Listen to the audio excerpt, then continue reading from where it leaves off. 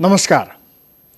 हिमालय टेलिभिजनको दैनिक कार्यक्रम समय सन्दर्भ लिएर आएको छु म सरोज कोइराला। यस कार्यक्रममा हामी समसामयिक विषयवस्तुमा केन्द्रित रहेर सम्बन्धित विज्ञ व्यक्तित्वहरूसँग कुराकानी गर्छौँ। आज हामी भानु जयन्तीका सन्दर्भमा केही भानुका कुरा गर्छौँ।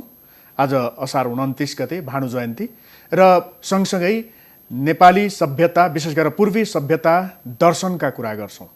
संस्कृत भाषा र यससँग जोडिएका विषयवस्तुहरूमा केन्द्रित रहन्छौँ र यसमा के छ हामीले नथाहा पाएका या थाहा पाएर पनि व्यवहारमा नउतारेका कुराहरू के छन्, यदि त्यसलाई व्यवहारमा दैनिक जीवनमा उतार्ने भने त्यसका फाइदा के हुन् आदि विषयमा केन्द्रित रहेर कुराकानी गर्छौँ। र आज हामीसँग स्टुडियोमा हुनुहुन्छ जयतु संस्कृतमका अध्यक्ष, पूर्वीय दर्शनका ज्ञाता, जो लेखक समाजसेवी पनि हुनुहुन्छ, डाक्टर बद्री पोखरेल।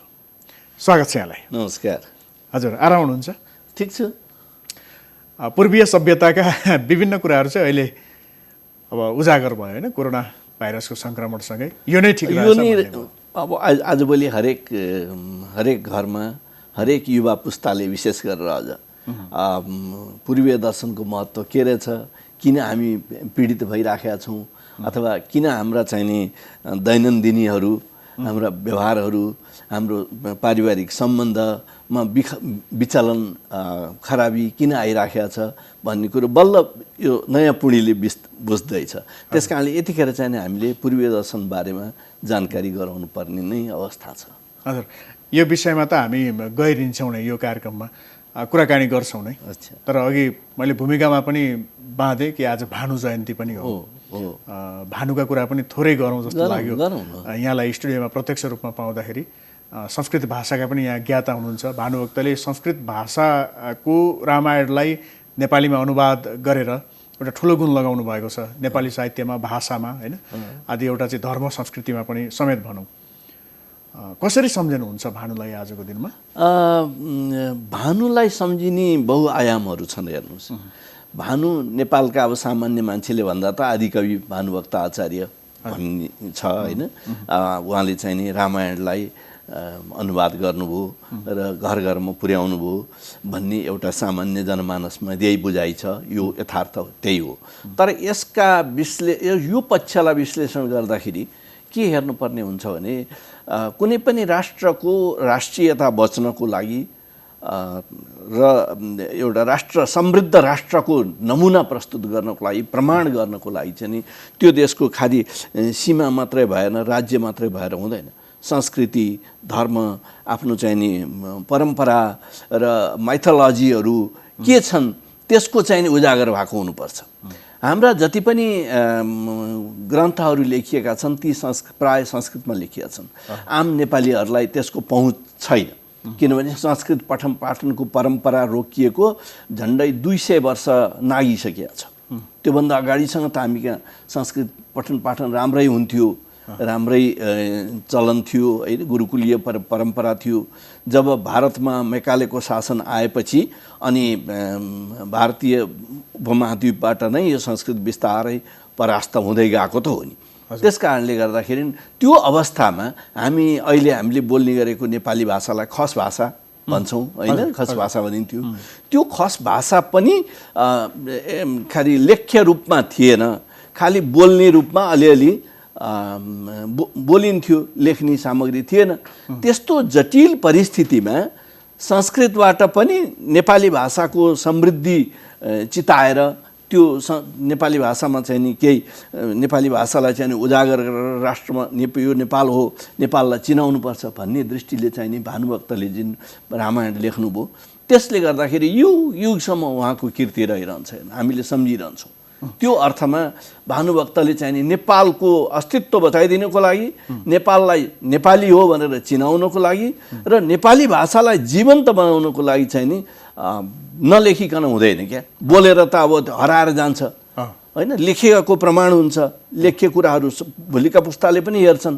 त्यस कारणले भानुभक्तलाई वी मस्ट प्रे हिम, हामीले रेस्पेक्ट गर्नुपर्छ। खालि एउटा कविको रूपमा मात्रै होइन, एउटा राष्ट्र बचाइदिने, राष्ट्रलाई चिनाइदिने कवि हो। कवि त धेरै हुनुहुन्छ नि, होइन, कवि धेरै हुनुहुन्छ, धेरैले धेरै किसिमका कविता लेख्नु भएको छ। तर कालखण्डमा कुनै एउटा कविले चाहिँ नि राष्ट्र चिनाउँछ, राष्ट्र बचाउँछ, भाषा बचाउँछ, भाषा प्रचार गर्छ भनेदेखि त्योभन्दा ठुलो के हुन्छ? त्यो अर्थमा भानुभक्तलाई चाहिँ नि सम्मान गर्नुपर्छ। भानुभक्तलाई जस्तो नेपाली भाषा जुन खस भाषा भनिन्छ, यसको उत्थान गर्नुभयो कि समग्र नेपाल राष्ट्रकै उत्थान गर्नुभयो भाषीय हिसाबले? अब फेरि कतिपयले के भन्छन् भने हामी कहाँ त धेरै भाषाभाषीहरू छन्, कतिपय भाषाभाषीहरू ओझेलमा परेका छन्। आखिर यो खस भाषाको उत्थान हुँदै जाँदा, यो चाहिँ अगाडि आउँदै जाँदा अरू चाहिँ ओझेलमा परे, ती पनि त हरेक नेपालीका चाहिँ सम्पत्ति नै थिए, ती ओझेलमा परे भन्ने किसिमका कोणबाट पनि कुरा आउँछ। यसलाई चाहिँ कसरी हेर्ने? त्यस्तो यसो माने डिमान्ड, अब मोर डिमान्ड भएपछि मोर सप्लाई हुन्छ, होइन? अर्थशास्त्रको सिद्धान्तले त्यही भन्ने हो।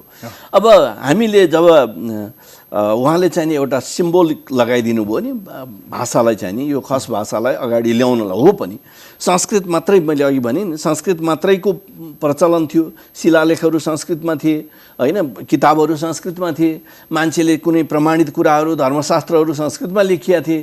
त्यस्तो बेलामा खस भाषाको उत्थान गरेर नेपाल त संस्कृतको देश भन्दा पनि संस्कृत हो, हाम्रा ऋषिमुनिहरू नेपाल हाम्रै हिमालयमा हुर्किएका हुन्, उनीहरूले जति पनि ग्रन्थ लेखे यो हिमालय क्षेत्रमा नै लेखेका हुन्, त्यो हिसाबमा संस्कृतको महत्त्व आफ्नो ठाउँमा छँदैछ। तर अन टप अफ द्याट के भने संस्कृत भन्दा हाम्रो देशमा त खस भाषाको कुरा हो नि त, हामी त खस भाषावाला हौँ नि त। त्यसलाई संरक्षण गर्नको लागि उहाँले जुन पहल गर्नुभयो, जुन प्रयास गर्नुभयो, त्यो चाहिँ नि स्तुत्य छ, त्यो स्तुत्य काम गर्नुभयो। त्यस कारणले राष्ट्रले उहाँलाई नमन गर्नै पर्छ। भनेपछि यो आलोचना त्यति उपयुक्त होइन? आलोचना, अब आलोचना त अब जेमा पनि गर्न पाइन्छ, त्यो त केही भएन। हेर्नुहोस् के छ भन्नुहुन्छ भने अहिले पनि कति मान्छेहरूले संस्कृतको विरोध गर्नुहुन्छ, मैले सुनेको छु, होइन? तर के भने संसारकै समृद्ध भाषा के हो, संसारको सबभन्दा पुरानो भाषा कुन हो, संसारको सबभन्दा पुरानो ग्रन्थ लेखिएको भाषा कुन हो, सबभन्दा धेरै लिपिहरू के अरे यो शिलालेखहरू भएको भाषा कुन हो भनेर भन्यो भने त संस्कृतको नाम नलिकन सुख छैन हो। त्यस्तै गरेर नेपाली पनि भानुभक्तले जब नेपाली लेखिदिनु भयो, नेपालीमा रामायण लेखिदिनु भयो र त्यसलाई पनि अझ मोतीराम भट्टले त्यसलाई चिनाइदिनु भयो अझ, होइन? त्यो गुणले गर्दाखेरि हामी अब अरू भाषाहरू चाहिँ जस्तो कुनै भाषाहरू अहिले हामीले तथ्याङ्क विभागको स्ट्याटिस्टिक्समा हेऱ्यौँ भने देख्छौँ 300, 400, 500 मान्छेले बोल्ने पनि भाषा छ, होइन? ती भाषाको अगाडि यत्रो समृद्ध नेपाली साहित्य त अहिले त विशाल भइसक्यो नि त। भानुभक्तबाट सुरु गरेको आज 200 वर्ष पनि भएको छैन, त्यस्तो बिचमा चाहिँ नि अहिले नेपाली भाषा कति समृद्ध भाषा भइसक्यो। हेर्नुहोस् त के चाहिँ नि पाइँदैन नेपालीमा अहिले हो। त्यो स्थितिमा ल्याइदिने श्रेय कसलाई दिने त? सुरुवात कसले गर्नुभयो त भने भानुभक्तले नै गर्नुभयो। त्यस कारणले भानुभक्तलाई चाहिँ नि हामीले राष्ट्रियले भनौँ न, आम नेपालीले सम्मान गर्नैपर्छ। आजभोलि त अब हरेक देशमा चाहिँ जहाँ जहाँ नेपालीहरू बस्नु भएको छ उहाँहरूले भानु जयन्ती मनाउन थाल्नु भएको छ। भानुको एउटा मात्रै भए पनि उहाँले लेख्नु भएको कृतिहरू वाचन गर्ने चलन आएको छ। त्यस कारणले पनि यो सबैले माने हृदयमा स्वीकार भइसकेपछि, हृदयमा आइसकेपछि नि त्यो कसैले छोपेर छेकेर छेकिँदैन। अब आज भानु जयन्तीको सन्दर्भमा अलिकति भानुका सन्दर्भमा पनि हामीले कुराकानी गऱ्यौँ। अब यो सँगै अब अलिकति संस्कृत भाषामा म प्रवेश गर्छु है। प्रसङ्ग त आइसक्यो, होइन? स्वयं भानुभक्तले पनि संस्कृतको रामायणलाई नेपालीमा चाहिँ अनुवाद गरेर मानिसहरूका घर घरमा पुर्याउनु भयो। मानिसहरूको जनजीवनमा अहिले पनि झुन्डिएको छ कतिपय श्लोकहरू, होइन? अब उसो भए संस्कृत भाषाको सन्दर्भमा कुरा गर्नुपर्दाखेरि जुन एउटा राम्रो भाषा, समृद्ध भाषा, हरेक कुरा पाइने र यो सन्दर्भको कुरा गर्दाखेरि संस्कृत भाषा हो नभन्न पाइन्न भनेर यहाँले जसरी भन्नुभयो नि। अब जस्तो संस्कृतबाट हिन्दीमा अनुवाद गरिन्छ, संस्कृतबाट नेपालीमा अनुवाद गरिन्छ। अब अहिले त संस्कृतबाट अन्य विभिन्न विश्वका विभिन्न भाषाहरूमा अनुवाद गरेर ती जुन चाहिँ सामग्रीहरू छन् तिनलाई मानिसहरू कहाँ पुर्याउने एउटा क्रम अहिले चलिरहेको छ। उसो भए यो चाहिँ संस्कृत भाषाको समृद्धि भयो कि कमजोरी भयो, यसलाई कसरी हेर्ने? कि संस्कृत भाषामै चाहिँ सबैले ग्रहण गर्न सक्नु पर्थ्यो होला नि, यो साँच्चै समृद्ध भाषा थियो, जनजीवनमा यो सहज हुन्थ्यो भने, होइन? यो यसको कमजोरी पक्ष र समृद्ध पक्ष चाहिँ के हो उसो भए? राम्रो प्रश्न गर्नुभयो, राम्रो जिज्ञासा राख्नुभयो, मलाई खुसी लाग्यो। के भने संस्कृत को महत्त्वको सम्बन्धमा मैले उजागर गरिरहनु पर्दैन, यो आफ्नो ठाउँमा छ, इट इज इन प्लेस, होइन? संस्कृत समृद्ध भाषा हो, समृद्ध भाषा हो भन्ने कुराको प्रमाण त मैले अघि पनि भने नि, जो संसारको सबभन्दा पुरानो ग्रन्थ लेखिएको छ, होइन? अहिले पनि भारतका कति स्टेटहरूमा संस्कृत राष्ट्रभाषाकै रूपमा रहिराखेका छ, होइन? अब धेरै शिलालेखहरू संस्कृतमै लेखिया छन्। अब अहिले त हुँदा हुँदा नासाको प्रमुखले, चीनको राष्ट्रपतिले समेत संस्कृत सिक्ने भनेर पत्र पत्रिकामा आइराखेका छन्, उहाँहरूको वेबसाइटमा ती कुराहरू देखिया छन्। अब संसारको सबभन्दा बलियो र स्ट्रङ भाषा, विचलित नहुने भाषा भएको हुनाले कम्प्युटरको भाषा बनाउने 2030 देखि यसलाई भन्ने कुरो नासाले गरिराखेका छ, त्यसमा उनीहरू अनुसन्धान गरिराखेका छन् भने अहिले धेरै पश्चिमा विश्वविद्यालयहरूमा चाहिँ नि संस्कृतको इन्डोलोजीको नामबाट पूर्वीय दर्शन पढाउन थालेका कुराहरू हामी सबैलाई थाहा छँदैछ, होइन? संस्कृत पढ्नलाई अब अहिले त चीनले संस्कृत पढाउने प्रोफेसरहरू नेपालबाट मगाइराखेको छ। अब कति देशहरूमा, अमेरिका, बेलायतमा चाहिँ हाम्रै साथीहरू संस्कृत पढाउन गइरहनु भएको छ भने संस्कृतको व्यापकताको चाहिँ नि के भने कुनै पनि कुरा, महत्त्वपूर्ण कुराहरू थोरै मान्छेलाई थाहा हुँदो रहेछ क्या। अब त्यसलाई चाहिँ नि अब यहाँले अघि भन्नु भने किन व्यापकता भएन त, त्यत्रो महत्त्वको चिज रहेछ भनेदेखि यसलाई त व्यापक रूपमा घर घर पुग्नु पर्थ्यो नि त, भानुभक्त रामायण पुगे जस्तो भने एकदम राम्रो जिज्ञासा हो। यो के हुन्छ भन्नुहुन्छ भने भारतमा जब अङ्ग्रेजको शासन आयो नि, अङ्ग्रेजको शासन आइसकेपछि मैकाले जस्ता शासकहरू आउनुभयो, उहाँहरूले चाहिँ नि, यहाँलाई कति याद छ, 1802 जस्तो लाग्छ, भारतको संसदमा उहाँले चाहिँ नि एउटा प्रस्ताव लानुपर्छ भनेर प्रस्ताव राख्नु भएको छ क्या। त्यो डेटै चाहिँ हिस्ट्रीमा आउने कुरा हो यो। के भने पूर्वीय समाजलाई त छिन्न भिन्न पार्न नसकिने रहेछ, किनभने उनीहरू त यहाँ उपनिवेश स्थापना गर्न आएका थिए भारतमा त, होइन? उनीहरूले के भन्यो भनेदेखि भारत त यति स्ट्रङ रहेछ, त्यहाँ त कोही चोर बदमास डाका कोही पनि रहन्छन्, त्यस कारणले त्यस्तो ठाउँमा त हामीले हाम्रो अङ्ग्रेजी संस्कार संस्कृतिलाई चाहिँ स्थापित गर्नको लागि त गाह्रो छ, त्यहाँको संस्कृतिमा नहानिकन, त्यहाँको संस्कृतिमा विचलन नल्याइकन हामी सक्ता रहेनछौँ भनेर उहाँले त्यो प्रस्ताव लानु भएको छ। भनेपछि पूर्वीय दर्शन कति बलियो रहेछ त, हेर्नुहोस् त, होइन? त्यस्तोलाई चाहिँ अब क्रमशः उहाँहरूले के गरिदिनु भयो त भने बिस्तार चाहिँ नि अङ्ग्रेजी पढाउने अथवा पश्चिमी साहित्यहरू पढाउने, पश्चिमी कुराहरू पढाउनेतिर लाग्नुभयो। त्यसले गर्दा बिस्तार अनिखेरि के गर्नुभयो त, उहाँको आफ्नो राज्य बन्यो भारत त अनि उहाँहरूले अङ्ग्रेजी पढेर रोजगारी गर्नेहरूलाई बढी तनखा दिने, संस्कृतका स्कुलहरू बन्द गरिदिने, संस्कृतका रोजगारीमा पनि न्यून तलब दिने, त्यसो गरिकन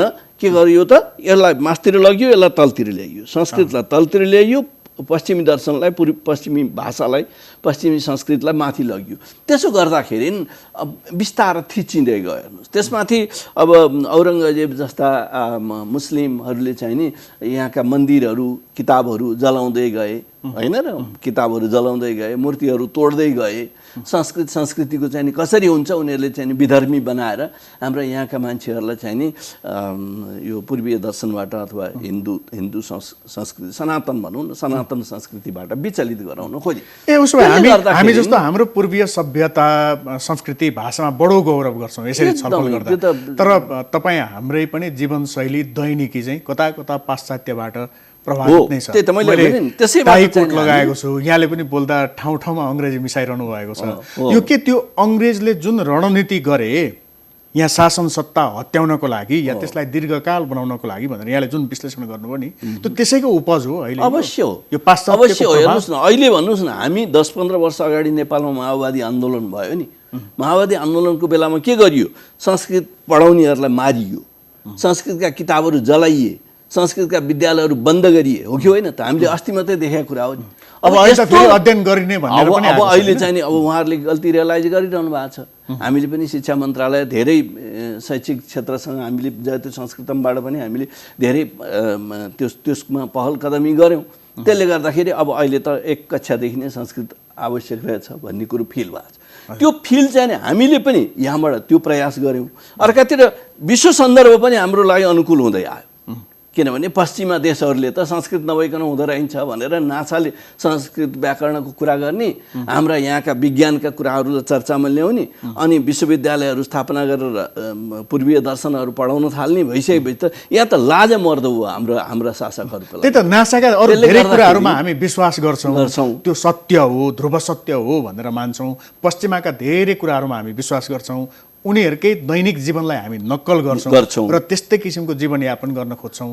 तर संस्कृत या पूर्वीय सभ्यता दर्शनका हिसाबमा उनीहरूले जुन कुराको पहिचान गरेर त्यसलाई आत्मसात गर्न खोज्दैछन् नि, फेरि त्यो कुरामा चाहिँ हामी त्यति ध्यान दिँदैनौँ। खालि अब धेरै गर्दैछन् भन्ने हिसाबले धेरै समय लाग्दैन। यसमा चाहिँ हामीले किन विश्वास नगरेको हाम्रो आफ्नै कुरामा विकास हुँदै जान सक्यो। अरू कुनै व्याधि खराब कुराहरू संस्कृतप्रति हत्या भएन भनेदेखि अब धेरै समय लाग्दैन, संस्कृत प्रचारमा आउँछ, संस्कृत जनजिब्रोमा जान्छ। अहिले हामीले चाहिँ नि संस्कृतको यो लोकभाषाको रूपमा पनि संस्कृतलाई प्रचार गर्ने कुरामा हामी आफै लागि परिरहेका छौँ। त्यसले गर्दाखेरि अब अहिले त शिक्षा मन्त्रालयले, अरू शैक्षिक निकायहरूले पनि ओपन युनिभर्सिटीले संस्कृत पढाउन थालेको छ। त त्यस कारणले गर्दाखेरि अब संस्कृतको बारेमा त्यस्तो पहिले जस्तो स्थिति आउँदैन, यो सुधारमा जान्छ। यो संस्कृत भाषाको अहिले विश्वले पहिचान गरिरहँदाखेरि त्यसमा नेपाल चाहिँ कहाँ अन्तर्निहित छ? जस्तो पूर्वीय सभ्यता संस्कृतिको कुरा गर्दाखेरि भारत भन्ने बुझाइ हुन्छ मुख्यतः। हामी स्वयं कतिपय नेपालीहरू पनि जो आफूलाई विद्वानको ठाउँमा उभ्याउन चाहनुहुन्छ, उहाँहरू नै पनि भारतीय पक्ष जस्तो शास्त्रीय सङ्गीत या संस्कृत भाषा या अन्य जुन पूर्वीय सभ्यता संस्कृति जति पनि छ त्यो चाहिँ अलिकति भारतको हो भन्ने किसिमको एक किसिमको मनोविज्ञान छ कि हामी नेपाल कहाँ छ त्यो त्यसलाई हामीले किन स्थापित गर्न सकेनौँ? हामीले नेपाल भन्ने त अब हाम्रो नामै राखेको पनि त धेरै भएको छैन भनिन्छ होइन। यसलाई त समग्रमा त हाम्रा शास्त्रहरूले भारतवर्ष भनेको छ नि त। अहिलेको म्यानमार, बङ्गलादेश, के अरे भारत, पाकिस्तान, यी सबै देशहरू त के हो त भने भारतीय उपमहाद्वीपभित्र पर्ने हो नि त। अनि शास्त्रहरूले पनि भारतवर्ष भनेको छ, पुराणहरूमा पनि भारतवर्ष भन्नाले यी सबै देशहरू भनिन्छ। त्यो भारत शब्द जुन छ नि लिगेसी, अब हो पनि विद्वानहरू, ठुलो देश पनि भारतै हो, हाम्रो वरिपरिका देशहरूमा विद्वानहरू पनि त्यही छन्। त्यसले गर्दा उनीहरूले भारत शब्दलाई चाहिँ नि जसरी जकडिएर त्यो छोडेनन् नि, त्यो नछोड्नुमा उनीहरूको पनि तर्क छ, कारण छ। त्यो तर्क र कारणलाई भारतवर्षको लिगेसी लिँदाखेरि भारत भने हो। यो भारतवर्षको लिगेसी जुन छ, ठुलो देश छ नि त, उनीहरूको तराई पनि छ, हिमाल पनि छ, सबै थोक छ भारतमा त। त्यस कारणले ऋषिमुनिहरू जति हाम्रा पुराण ग्रन्थहरू लेख्नुभयो, उहाँहरूले बसेर चिन्तन गर्नुभयो, दर्शनका प्रतिपादन गर्नुभयो, ती सबै त कहाँ बसेर गर्नुभयो त? हिमालमै बसेर गर्नुभयो नि। त्यो त आम संसारलाई थाहा छ नि त। भास्को डी गामाले भारत आउने बाटो पत्ता लगाए, उताबाट कोलम्बसले अमेरिका जाने पत्ता लगायो भने त यो त धेरै पछि हो। त्योभन्दा धेरै अगाडिदेखि नै यहाँ त ऋषिमुनिहरूको बास थियो नि त।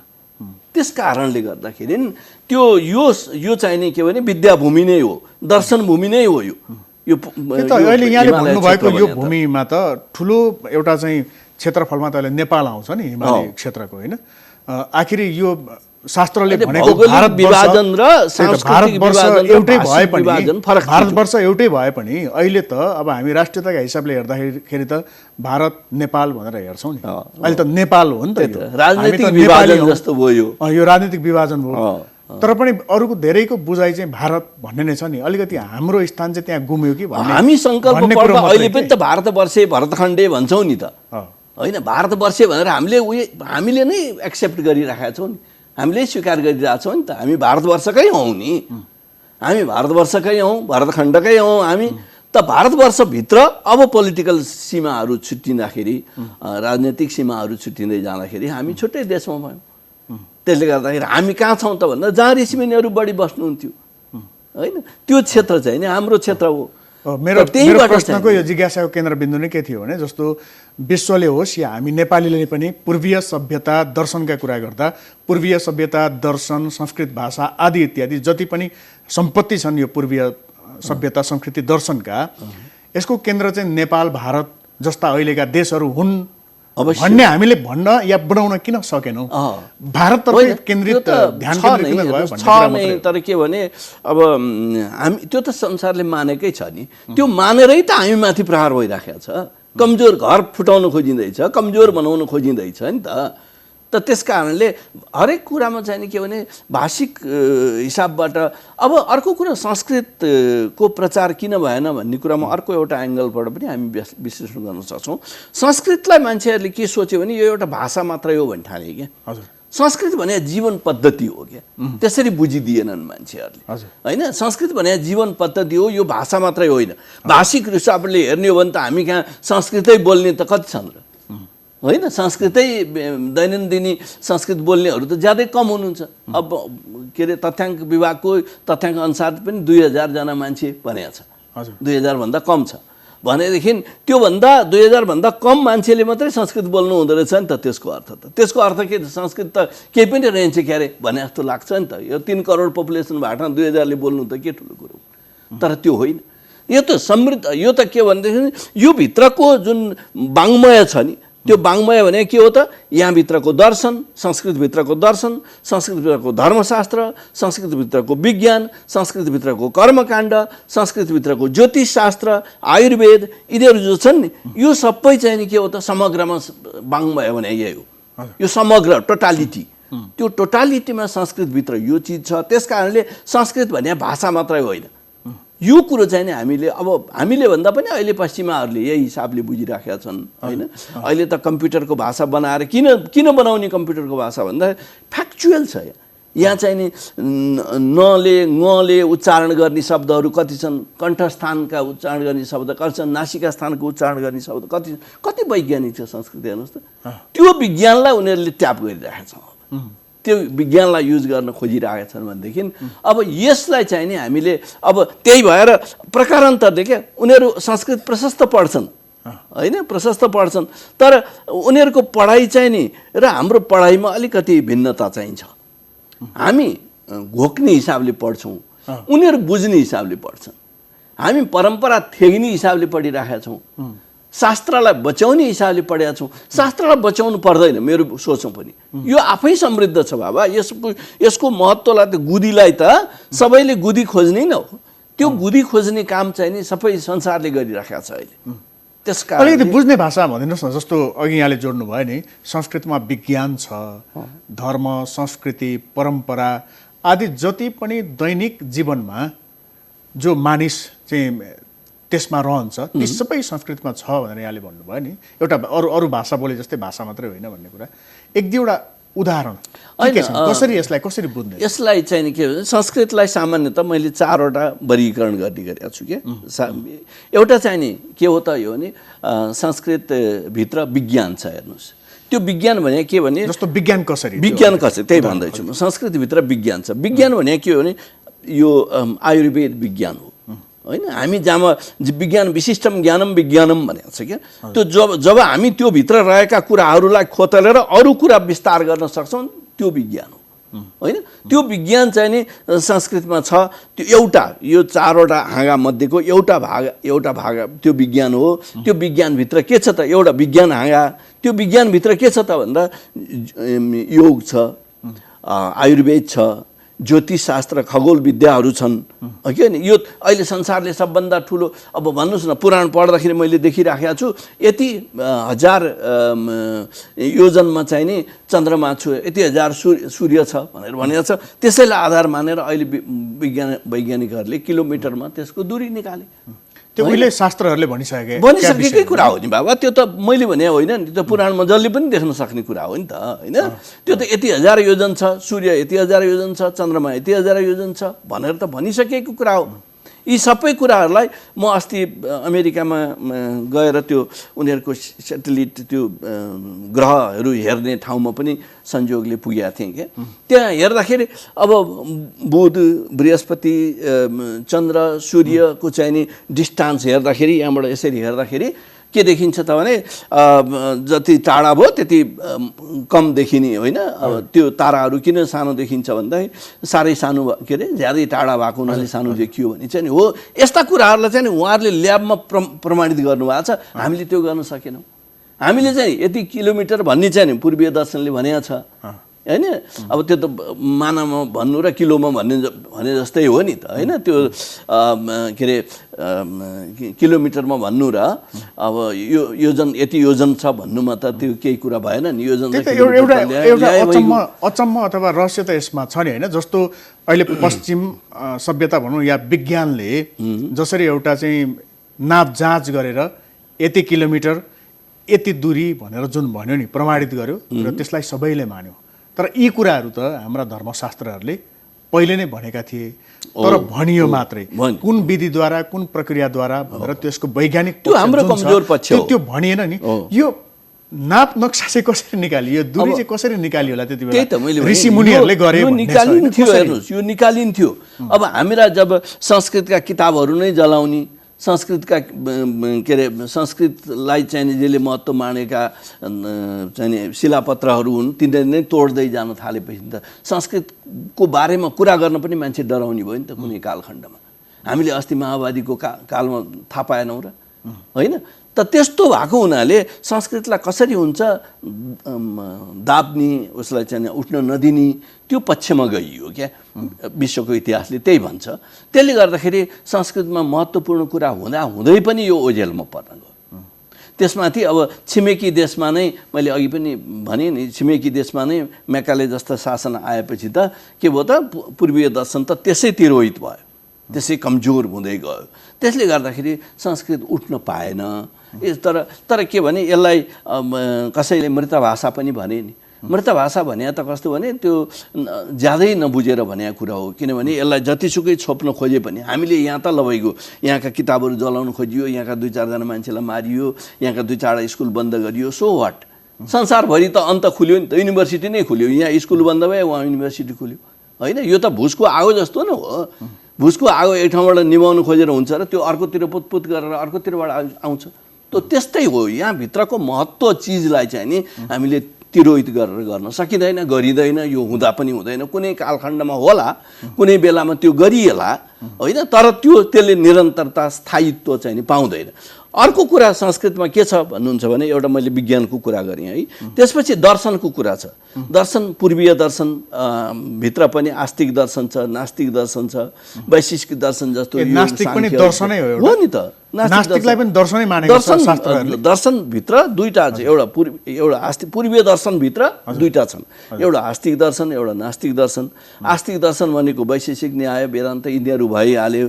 अनि नास्तिक दर्शनभित्र चाहिँ नि जस्तो बुद्ध दर्शन भयो होइन, अब जैन दर्शन भयो, यिनीहरू चाहिँ नि चारवाक दर्शन भयो। यसलाई चाहिँ हामीले के भन्छौँ त, ऋणम कृत्वा घृतम पिबेत भनेको छ नि त।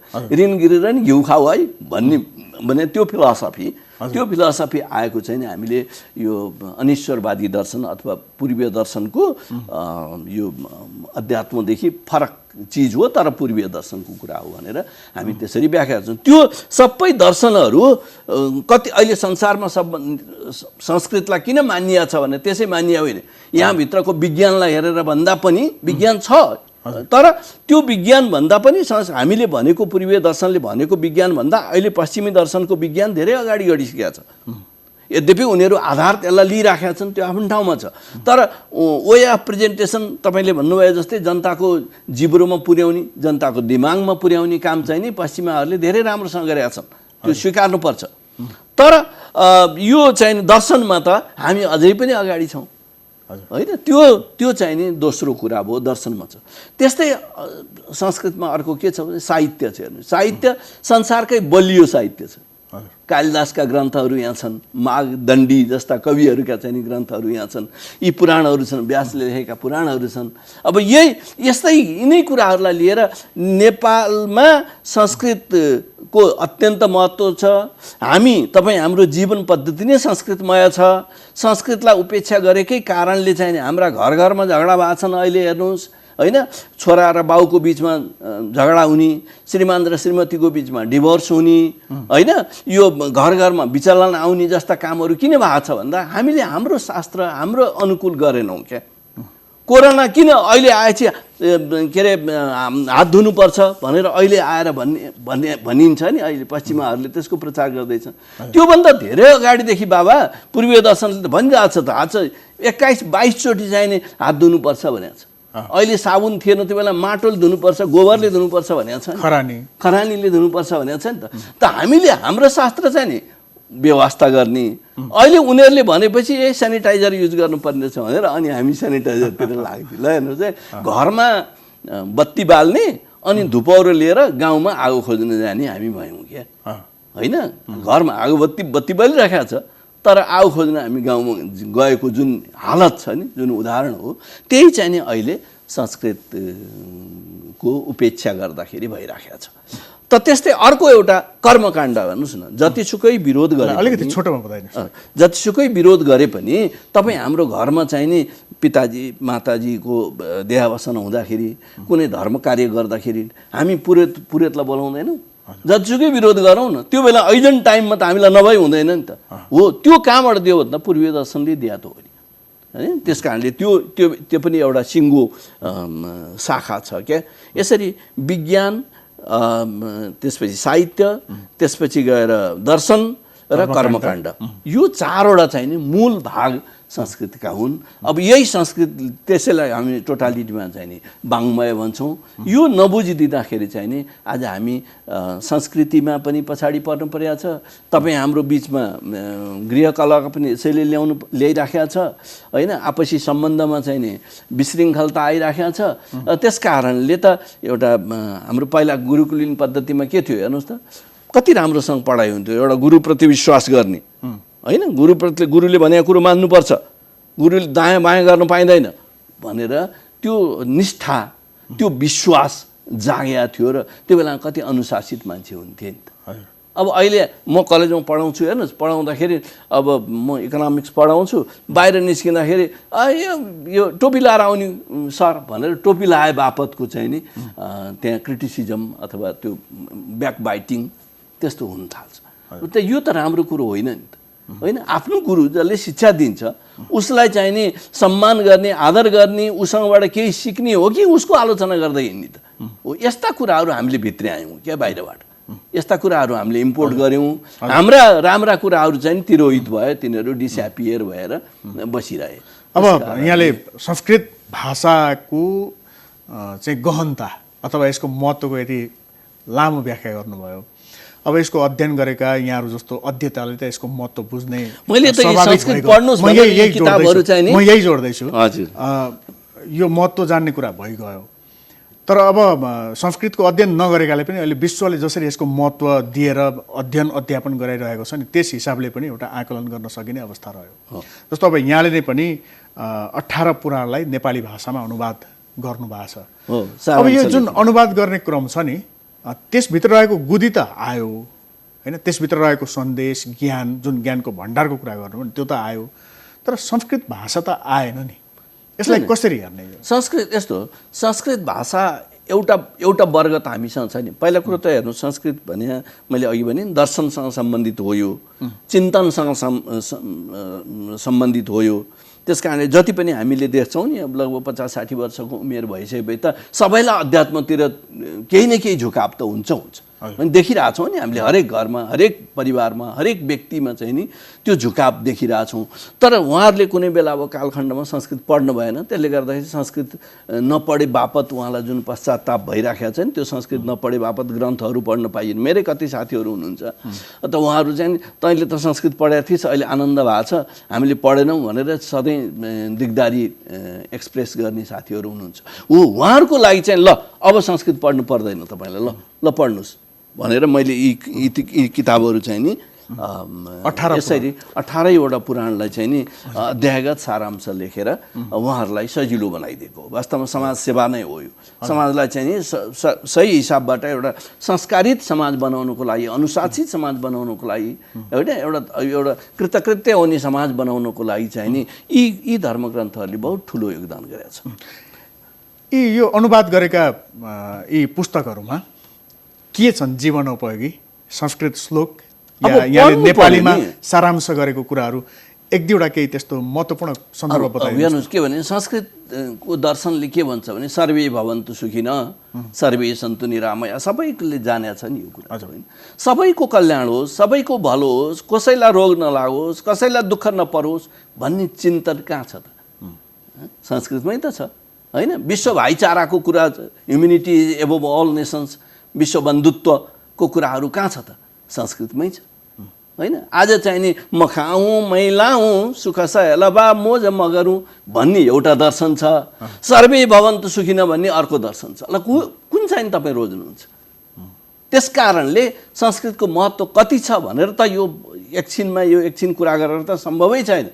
संस्कृतभित्र त कति महत्त्व छ, कति महत्त्व छ, तर त्यसलाई चाहिँ नि हामीले अब यसै गरी बिस्तार अब कति साथीहरूले अरूले पनि गर्नुभएको होला, तर 18 पुराणको यसरी एकैचोटि अध्याय पछिको सारांश मैले आजसम्म थाहा छैन। त्यो काम गरेर चाहिँ नि अब संस्कृतप्रति प्रवृत्ति बढाउनु पर्यो। अब हिजो अब 1-1.5 वर्ष 100 वर्षदेखि जुन संस्कृत तिरोहित भएर बसिया थियो, अब यसलाई बिस्तार अगाडि लैजानु पर्यो भनेर हाम्रो एउटा जयते संस्कृतम सुन्नु भएको छ। जयते संस्कृतमले धेरै जसो अनुवाद चाहिँ दर्शनका किताबहरूको, दर्शनका ग्रन्थहरूको अनुवाद गरिरहेको छ। जुनसुकै भाषाको माध्यमबाट होस् अनुवाद गरेर भए पनि संस्कृतमा के छ भन्ने कुरा यदि पहिचान भयो भने संस्कृतको महत्त्व बढ्दै जान्छ भन्ने। होइन, संस्कृतमा के छ भन्ने नै हेडिङको किताबै हामीले निकालिरहेको छौँ, निकालिसकेका छौँ। यहाँहरूले पनि पढिदिनुहोस्, हेरिदिनुहोस् होइन। यसरी चाहिँ नि संस्कृतको व्यापक महत्त्व छ।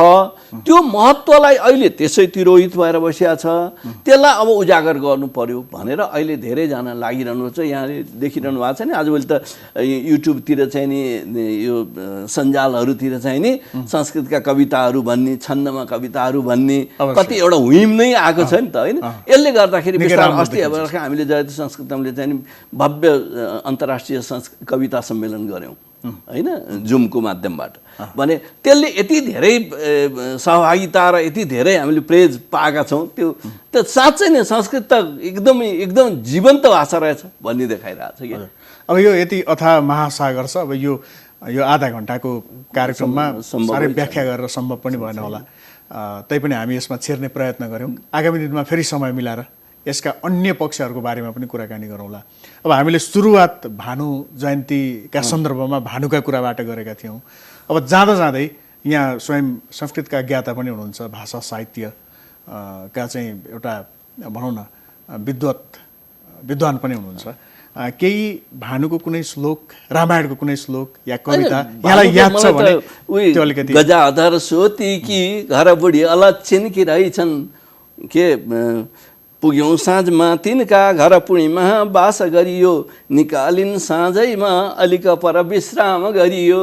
ल हेर्नुहोस् त भानुभक्तले चाहिँ नि कति मिठासमा होइन, एउटा लोक भाषामा यथार्थ फेरि त्यो चाहिँ नि अतिथिलाई सेवा नगर्दाखेरिको हाम्रो कल्चर कति नराम्रो रहेछ भन्ने सन्देश दिइकन अतिथिको सेवा गर्नुपर्छ है भन्ने सन्देश पनि दिएर होइन। के यो नरक जानलाई भने के त नराम्रो काम गरिछन् भन्ने सङ्केत न हो। यस्ता धेरै चाहिँ नि सन्देशहरू भानुभक्त रामायणमा पाइन्छ, भानुभक्तका कृतिहरूमा पाइन्छ। अझ पनि केही छन् होला उहाँका कृतिहरू अझै उजागर गरौँ, राष्ट्र त्यसमा लागोस् होइन। राष्ट्रले पनि गर्नुपर्ने काम हो नि। यो संस्कृतको प्रचार प्रसार त म एउटाले अथवा अर्को एउटाले मात्रै गरिने कुरा होइन नि। यो त सम्पत्ति हो, अथाह विश्वकै सम्पत्ति हो। हामी एउटा निमित्त मात्रै बनिदिउँ भने त हो नि होइन। त्यस कारणले म त सरकारलाई पनि, नेपाल सरकारलाई पनि विशेष अनुरोध गर्छु, यस्ता कुराहरूमा ध्यान दिएर संस्कृतको प्रचार गर्ने, भानुभक्तको प्रचार गर्ने, उहाँहरूका ग्रन्थहरूलाई अगाडि ल्याइदिने काम गरेर हामी आफू बनाऊँ र राष्ट्र बनाऊँ, समाज बनाऊँ, त्यो सन्देश चाहिँ नि दिनुपर्छ भन्ने मेरो सुझाव हो, मेरो भनाइ। यहाँलाई धेरै धन्यवाद। धन्यवाद छ। तपाईँले यो हिमालय टेलिभिजन मार्फत पूर्वीय दर्शनको बारेमा पहिला कुरो त हामीले ट्रिब्युट व्यक्त गऱ्यौँ भानुभक्त आचार्यलाई, जसले हामीलाई यसरी बोल्ने अवसर जुटाइदिनु भयो, राष्ट्रमा चाहिँ समृद्ध भाषाको रूपमा के अरे नेपालीलाई चाहिँ ल्याइदिनु भयो होइन। त्यसैको त्यो उहाँले लेखेपछि नै अरू धेरैले नेपालीमा लेख्न थाले। त्यस कारणले पनि उहाँ आदि पुरुष हुनुभयो, आदि कवि हुनुभयो। त्यस्तै गरेर संस्कृतमा चाहिँ नि 18 पुराणमा भएका कुराहरूलाई म सकेसम्म भानुभक्तले नेपालीमा लेख्नु भए जस्तै गरेर रामायण लेख्नुभयो, मैले 18 पुराण लेख्नु पर्यो भन्ने सुरु गरेर थालेको हो। अब भगवान्ले कहाँसम्म पुर्याउनुहुन्छ भने लेख्नुभन्दा पनि यसको अवलम्बन गर्नपट्टि चाहिँ नि हामी जाउँ, सबैले पढिदिनुहोस्, यही सन्देश मेरो तर्फबाट। हस्, धन्यवाद। धन्यवाद। हामीसँग हुनुहुन्थ्यो जयतु संस्कृतमका अध्यक्ष, पूर्वी दर्शनका ज्ञाता, लेखक, समाजसेवी डाक्टर बद्री पोखरेल। उहाँसँग पूर्वीय सभ्यता, दर्शन आदि विषयवस्तुमा केन्द्रित रहेर कुराकानी गऱ्यौँ। यसअघि कार्यक्रम समय सन्दर्भको आजका लागि समय सकिएको छ। भोलि फेरि अर्को सन्दर्भका साथ हामी आउँछौँ नै। नमस्कार।